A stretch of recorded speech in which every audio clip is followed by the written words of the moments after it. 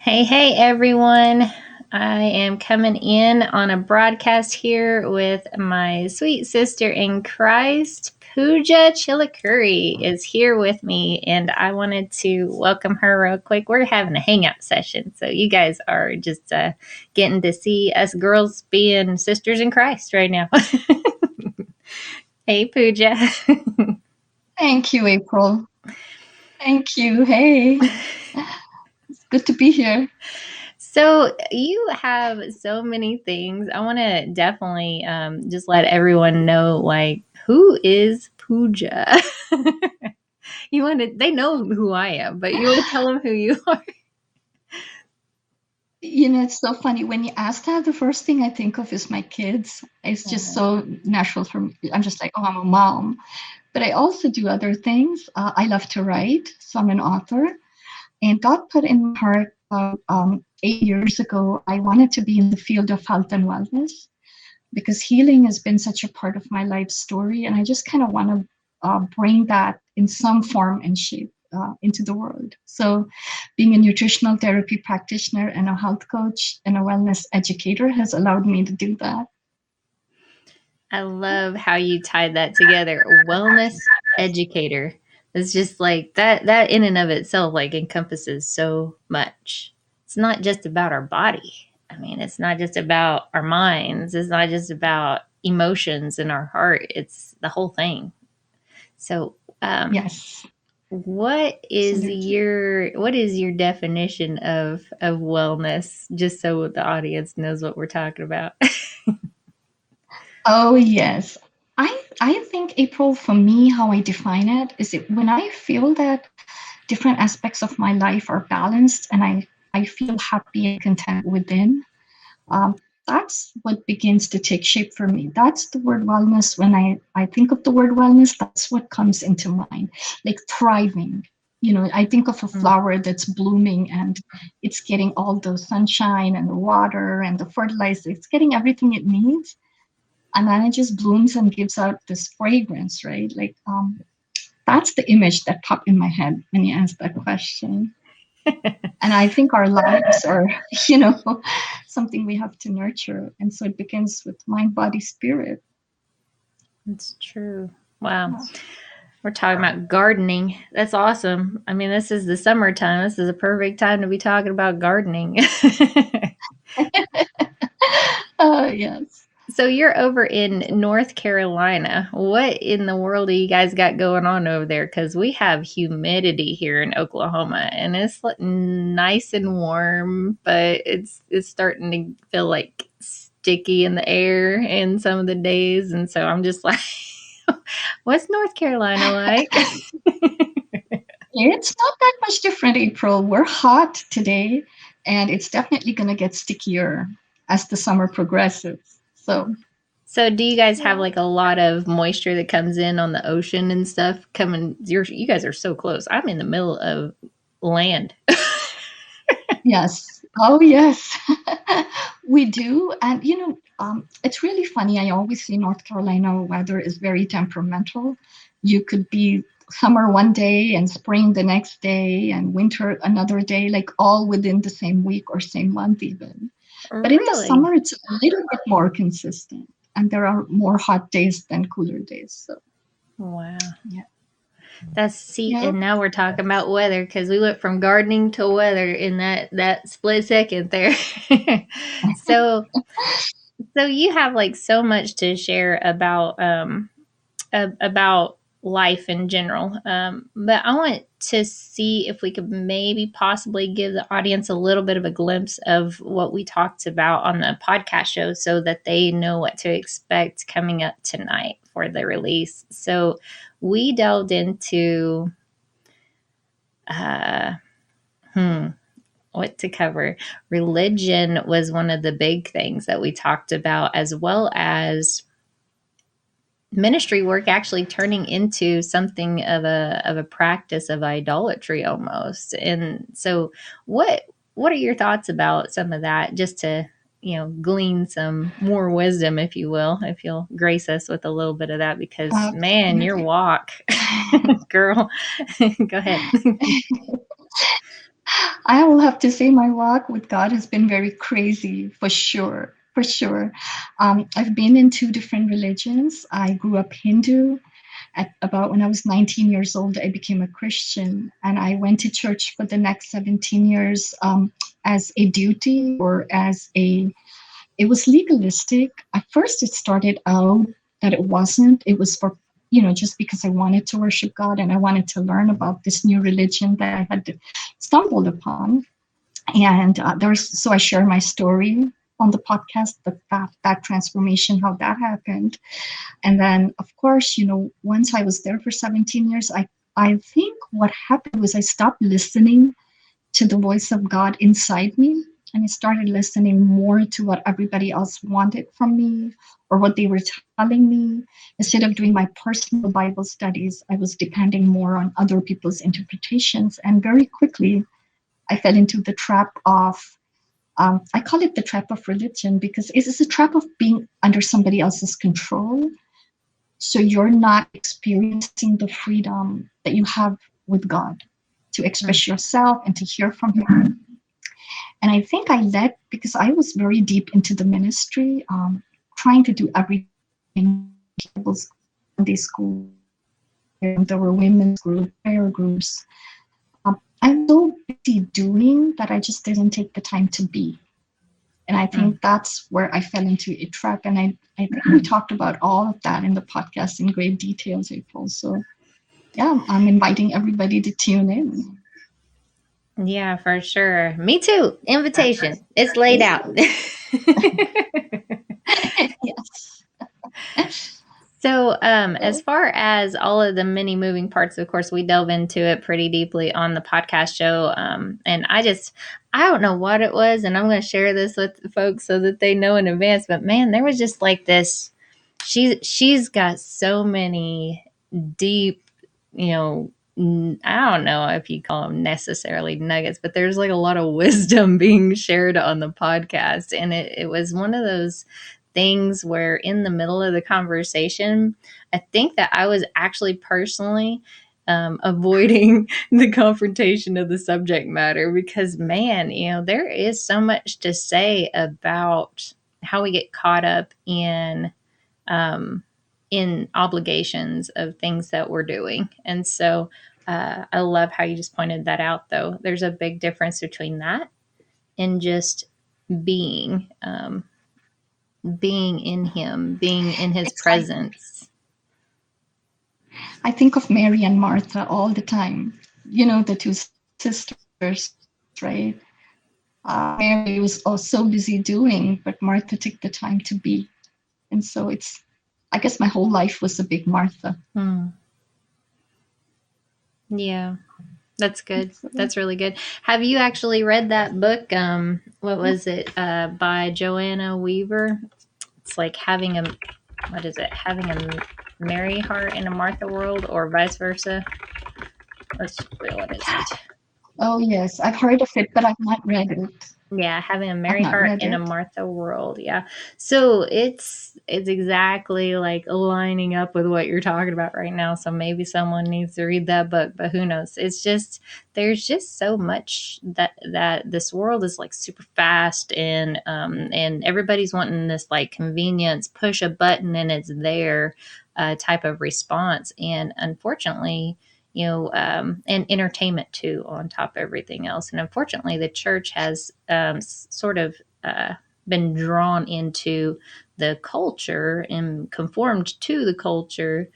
And I'm sure that the intentions behind it were like, let's see how we can reach people, in that context. But meeting people where they're at and conforming to the ways of the world are two different things. And so um what would you have, like to talk to them about like today as far as like the church hurt aspect of it, because we're hearing that term used broadly right now, and it's really tied to uh people just not walking out that relationship with God in fullness versus, it's just that works without faith type of stuff, or legalism or hypocrisy or things like that. Like, What would you say to the person that has experienced that church hurt? Absolutely, April. I think church hurt comes from two places. One is our interpersonal relationships. And for that, I just have to say that it took some time for me to work through the forgiveness aspect of it. It was good for my own healing and to understand that we're all different, and sometimes people don't mean to hurt you, but it's just that we're so different from each other. It's like, even though we're speaking English, it's like somebody else is speaking German and you're speaking French and you're trying to, get along and have a conversation, and you end up rubbing each other the wrong way. So sometimes hurt comes from that. And that's more of a personal work where we have to work with ourselves, for the forgiveness aspect, making better boundaries, learning to communicate, But the second hurt that can come from church, which is far more, I believe it's far more damaging and far more deep, is from God. God, the whole thing about God Himself. Because distorted images of God, if you have leaders that believe in a God who's very demanding, very controlling, and very legalistic, and you're constantly watching your back, wondering if God is going to strike you when you do this or that, that is dangerous, in my opinion. It can hurt your soul and your spirit. And you get disconnected from the very source of love that created you. So that is a deeper wound. I think that for some people can take a lifetime. And even after 10 years, I have to confess, April, that yes, I feel like I've come very far, but there are days when I have worked through that as well. And so, those who've experienced church hurt in that aspect, where it's God, it's the very word God that triggers PTSD for them, I really say to them, please get help. There are very good therapists and counselors out there that can help you. Because you get disconnected from that, then you're getting disconnected from your soul, which overall mental health is going to go down. Well, and you and I sort of talked about this in the podcast about how our wounds can actually affect every part of our being and everything, and we really delved into that conversation. And of course, you guys could catch that tonight. But my question is, what about those who think that or feel as if they've become numb because of those things? Yes. So you know what, April, the one thing, and I'm not a therapist, but I'm just speaking from my personal journey. Right. In order for when I was going through that numb phase, I had to walk away. Sometimes you have to walk away from the source of the trigger and take that time and the space to heal. That's the time, even though the person is numb, in my case, I was also hypersensitive. So just even with the vocabulary that was used in church that was healthy, my brain would register that in unhealthy ways. So I really needed to walk away for some time for my own good and my own healing. But reaching out to members, people of faith who won't judge you, that's how you start healing. You have to reframe everything. Do you know what I mean? Like, so when the word church comes up, instead of thinking, oh, judgment or shame, you have to transform, takes a long time. So if you meet people that are loving and kind and listening to you, doing a lot of listening, if you have someone like that in your life that's very wounded by church, not imposing our doctrines on them or our beliefs on them, but just being there for them to listen. Because listening can heal a lot of wounds. Just they know that their feelings are heard. So I don't know if that helps, but Oh yeah, no, that's great. It's especially like, oh, we got like some feedback there, but it's just it's one of those things where it's like it helps illustrate a way for the people that are in ministry and are in leadership that may be catching this broadcast right now. It helps them to look at it from a different angle and a different way to help disciple and address and mentor and guide and walk through those steps. It's definitely something to consider. As um, far as leadership is concerned, that's you're right. It starts there. Like, what are we? leading these people to? Are we being the good shepherd in that pastoral responsibility, eldership responsibility, mentorship responsibility that all of us that are elder in spirit have in this ministry of reconciliation? You know, it's like there's just so much there, that we Yeah. just, are we glorifying God in what It's we're doing? April, another thing I'll share real quickly is the image that popped in my head. You know, when I was saying earlier that when you're numb and shut down like that and you need to walk away, what I so walking away is this space that you give yourself for some time. And the image that popped in my head is of Jesus. You know, I always see these paintings of Jesus carrying that lamp around his shoulders. So I think about him, just tending to the wound, taking the time to heal so that when you're restored, you can get back stronger. And it's that scripture that Jesus spoke to Peter, Satan has desired to sift you as wheat. When you are restored, strengthen your brethren. So when a person is healed and restored, they can be a voice that are in that same day. Oh, you were cutting out. They can be a, when a person is restored, they can be, is all I heard. A voice, a voice for of others who are in the of same situation. There you go. A You know, voice. Yeah. that's awesome. Yeah. Like our, you know, what's interesting, I learned while I was in Nashville this last week before last or whatever, we were talking about, someone was just, we were just in conversation and someone was talking about, did you know that your voice is unique to you? And, you know, we talked about like the fingerprint, you know, you have a unique fingerprint, only you have it. It's only you. And it's just, there's so many people that are going to be reached just because of one person's voice. And whether we choose to believe it or not, you know, we influence our sphere, our circle, our, you know, the people that we are connected with, that God lines up for that moment. And um, there's a responsibility there of, you know, what we choose to say because of the power in our words, and let them be life, let them be encouragement, let them be something that demonstrates what God's love is in action. You know, I woke up this morning with a song in my heart, and it was you know, I usually have those running through anyways, but it was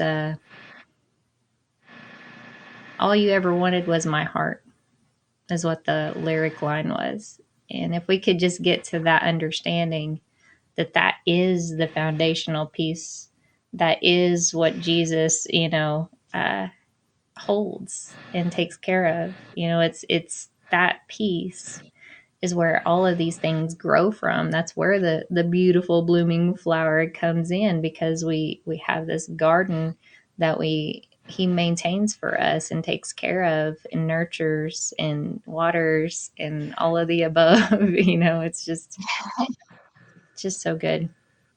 What are your thoughts on that? I'm just gonna throw that out there. Oh no, no, that's there's you know what? It's not. It looks so easy, right? When you see that flower blooming and blossoming, it just looks so easy. Like you go out in nature, and when you see the springtime, everything's just coming out. Everything looks so beautiful. But nature puts in a lot of work for that to happen, right? Hmm. Somebody has put in some seeds at some point, and done the water and the sun and the fertilizer, like I was talking about. What seems seamless, there's been some effort behind it. So I think uh, being well, uh, it does take some work to begin with, especially if we are in a state where we're not well, to get to from there to here. So Yeah, it's a journey. It's definitely a journey. it's a And thank journey. you so much for sharing your journey. I'm excited for this podcast show and sharing that with people, because you're vulnerable and transparent, and you're just like, here's this information, and I'm sharing it with you. And it's just so good. Thank you, April. So good. Yes, thank you so much. Yeah, I hope that people will tune in and listen, because that was wonderful talking to you on that podcast. You had a lot of good stuff to share too, so I just hope we'll learn from each other, right?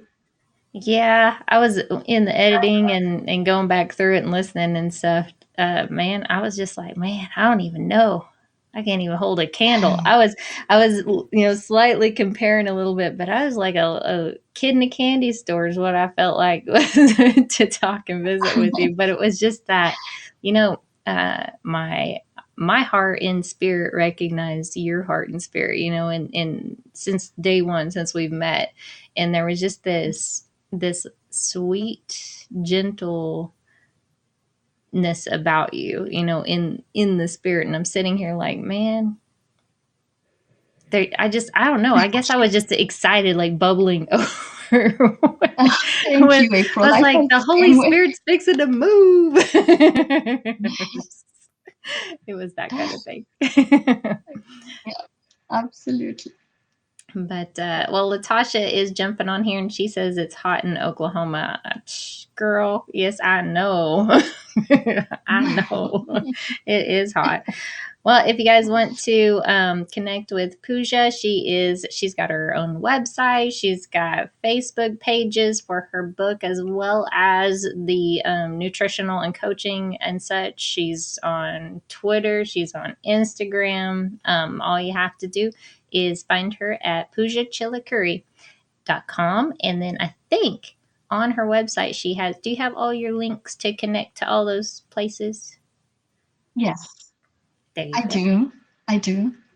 Yeah. And she's got an So, Amazon yeah. authors page. She's got like 5 books, y'all. And wait. Before we get off here, can you share the titles of your books? These are so cool. Just the titles are cool. I'm just like, what? These are awesome. Oh, thank you. My memoir is And Then There Was Jesus. Then I have a book of ballads and poems that just retell the gospel stories. So that's called Once There Was Jesus. Then I have a couple of reflection books on unveiling Jesus, Mm. one for Passion Week and one for Christmas. Um, and then I actually wrote a book on a user's of a beginner's guide to supplements for my nutrition. Yeah, I So saw all that of those are, today. yeah, So, they're all what on do you? Amazon. Oh, sorry. I'm like, there's a Oh no, I delay just in said the they're all. broadcast studio. It's just like I'm hearing you, but I'm not. It's like the timing and everything. Yes.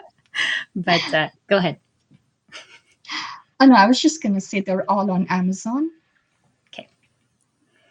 And you have most of them are paperback edition, but one of them is ebook. Have you expanded to like audiobooks yet, or have what are your thoughts on all of that? That is on my bucket list. I'm very soon to be like I'm investigating audiobooks because I know there's a lot of people listening that they don't have time to read, but they're listening. So definitely exploring that, April. Yeah, the one book that I've written, I have it in my list of to-dos to make it into an audiobook, but I have like quotes throughout my book that are sort of inline quotes. They're embedded within, each page or what have Yes. you, and the Yeah. ebooks do not cooperate with those kind of things. And so I'm sitting here like, what am I going to do? I need to like find a fancy schmancy ebook creator that knows everything there is to know about how to do that kind of stuff, because I don't. I don't know how to do Yeah. it. It's definitely a learning curve. Yeah. So how do you like this like technology and in everything that you're learning and gleaning wisdom from around you? It is very challenging, right? But everything else, oh my goodness, I feel like I'm so behind the times. I really have to catch up. So There's a I lot. sit and watch YouTube videos. Yeah, just to learn. Yeah, there's a lot. See, I think So you and I have like a connection of a delay time issue. I'm surprised that we were actually on this particular technology interface, like able to communicate as we have without overlapping each other, because I think there's like this slight delay that's going on when I say something and then you're hearing it. It's just like, Yeah. What is going on? Yes. Yes. I can sense the delay. Yeah. So, all right, last final thoughts for today on this hangout session. What's like I don't know, something cool for people to like think about, meditate on in their wellness today? I always tell people there's only one you, and you only have, it's actually somebody else's quote, but I'm just rephrasing it, and one place to live that is inside your body. And you are not your body. So take care of your soul, your spirit, your body. Take care of you. You're the most important resource you have. You're the one that has to show up for your life every day. So Mm. be good to yourself, be kind to yourself. Yeah. Have compassion on yourself, just like you would for someone else. That's, yeah, that's what I want to say. I'm just letting that sink in right now. It's like there's I usually just, say be gentle to yourself, be kind, and it's okay. It's a journey. There's just these steps that, have to come, but they don't have to be rushed, and just take it a step at a time. It's the same. There's just so much wisdom there, sis. It's just a lot, you are a valuable resource. Yes, the most important one for your life. Love it. Okay. Well, thank you so much for being here today, sis. And thank you for this hangout session. And you guys can check on any podcast streaming platform or on the YouTube channel if you want to catch the video and catch me tearing up and needing a Kleenex during the episode. The episode didn't even start, man. Didn't even start, and she had me in tears. It was just so good.